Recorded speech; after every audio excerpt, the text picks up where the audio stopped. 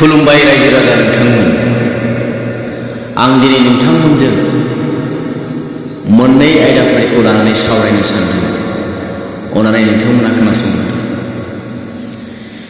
BTR नैबे 2020 मायथाइयाव बर' हारिनि गेजेराव मोनसे जारिमिन 27 जानुवारियाव बर' हारिनि थाखाय मोनसे पिस एकर्ड होननानै जों बयबो मिथिगौ आरो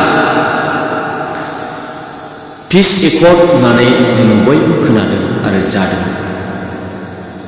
बेनो जाहैबाय बिटिआर एकर्ड। बे बिटिआर एकर्डखौ लानानै जोंनि गोबां रायजो राजा लाइमोन जोहोलावजोफोरनि थै आरो जिउनि बेसेन दङ। नाथाय बेखौ लानानै जोङो दिनै गोबां माखासे बर'नि आफादफोरा माखासेया हामजानाय मोनदों, माखासेया हामजानाय मोनाखै। बेनि गेजेरावनो दिनै नैबे 2020 मायथाइनि जे बिसायख'थि बिटिआर इमप्लिमेन्टनि बाथ्राखौ लानानै गोबां खुंथायगिरिफ्रा, गोबां राजनितिक हान्जानि दोलोफोरा दिनै इलेक्सन गेलेनो आवगायबोदों। नम्बर 1 प्रमद बर', बिथाङा सानसे समाव आबसुनिनो आफादगिरि, बियो नेतामोन, दैदेनगिरिमोन। बिथाङा बुंदोंमोन, जेब्लासिम आलादा रायजो बड'लेण्ड मोना, जेब्लासिम सेपारेट स्टेट मोना, अब्लासिम जोङो नांबाय थागोन आरो जेब्लासिम मोना अब्लासिम जोङो जिरायनानै थाया होननानै बुंदोंमोन।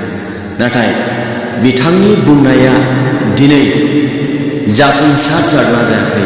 रायजो राजा नोंथांमोन अननानै एसे थान्दा मोनजों बिजिरनानै नायदो। दिनै आलादा रायजो सेपारेट स्टेटआ बिटिआरआवनो थुंगिफैबाय नामा? दिनै रायजो राजा बिथांमोना बेखौ बिजिरनानै नायदो।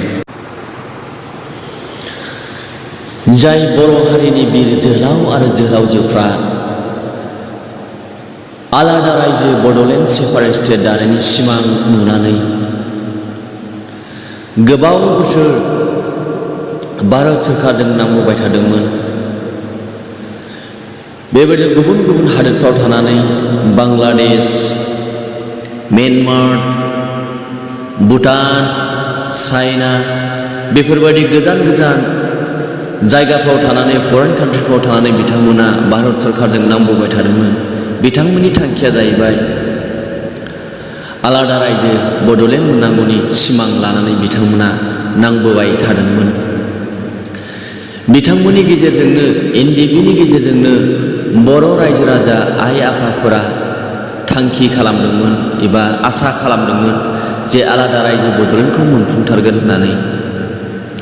बिथांमोननि जुजिनाया थारैनो बर'नि थाखाय गोग्गाथावमोन आरो भारत सरकाराबो एनडिएफबिनि नांनायखौ थोर थोर मोदोम मावदोंमोन। दिनै गोदै सिमां आइ आफानि सुजुनाया दिनै मानो फैलार जानानै थांखो? जे आलादा रायजो दानायनि सिमां, जे सिमांखौ नुदोंमोन, बेफोरो दिनै फैलार जानानै थांबाय। दिनै बे फैलार जानायनि दायनिगिरिया सोर जाखो? नाथाय जायआ एनडिएफबिनि गायसनगिरि डिआर नाब्ला बिथाङा दिनै गोदै सिमां लानानै, आलादा रायजो बड'लेण्डनि सिमां लानानै बियो नांबोबाय थादोंमोन, भारत सरकारजों रायज्लायबोबाय थादोंमोन। दिनै बिथांनि रायज्लायनाया थारैनो आलादा रायजो बड'लेण्ड मोननांगौनि थाखायसोमोन। नाथाय बिमा बिफानि सिमां, जोंनि आइ आफानि सिमां, जे गावनि हायाव गाव मोनथाय मोननाय, खर' दिखांनानै गोग्गायै थांनानै थानाय, गावनि न'आवनो थानानै संसार न'खर खुंनो हानायनि गोहो आरो मोनथायखौ जुजिबोबाय थानायनि सिमाङा दिनै फैलार जानानै फैबाय। 2027 जानुवारियाव जे बिटिआर एकर्डखौ खालामदों, बेयावनो प्रमद बर' बिथाङा बुंदों, दिनै आलादा रायजो बड'लेण्ड नङाबालाय मा जानो? नोंसिनि गेजेराव बेसेबांबा गिदिर रिजन जाफैबाय, नोंसिनि आलादा रायजो बड'लेण्ड नङाब्लाबो नोंसिनि स्टेटासा आलादा रायजो सेपारेट स्टेटनि गाहायाव नङा।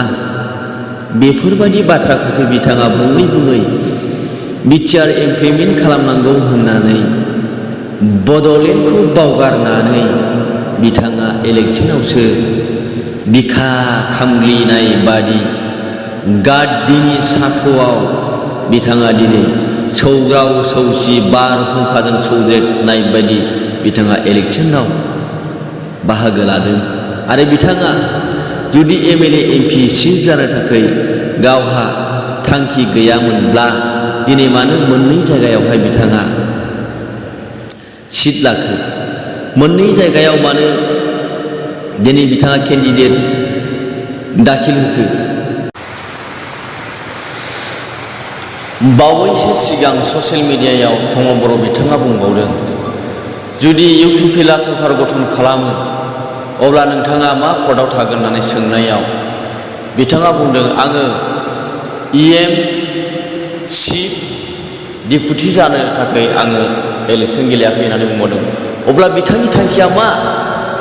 बिथांनि बिटिसिआव बिसायख'थियाव बाहागो लानायनि थांखिया मा? अब्ला बिथाङा बै जे बर'नि एगेन्स्ट नब कुमार सरनिया बिथांखौ लानानै जे बिथाङा एलेन्सआव इलेक्सन गेलेदों, अब्ला बे बिटिसिखौ नोंथाङा गुबुन हारिनो सालायहोनो थाखायसो बे गुलुं गुजुं हाबाफारिफोरखौ मावदों नामा? दिनै जोङो नुनो मोनो, खोनानो मोनो, नोंथांनि बे फंफ्रोमबो बाथ्राफ्रा पाब्लिकफोरखौ गोदाव सोराव खालामनायल', पाब्लिकफोरखौ उल्थां फाल्थां खालामनायल'।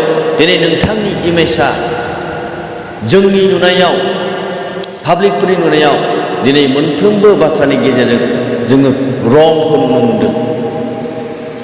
जुदि नोंथाङा एमएलए एमपि जानो जुदि सिमां नुवाखैब्ला दिनै मानो बिसायख'थियाव बाहागो लादों?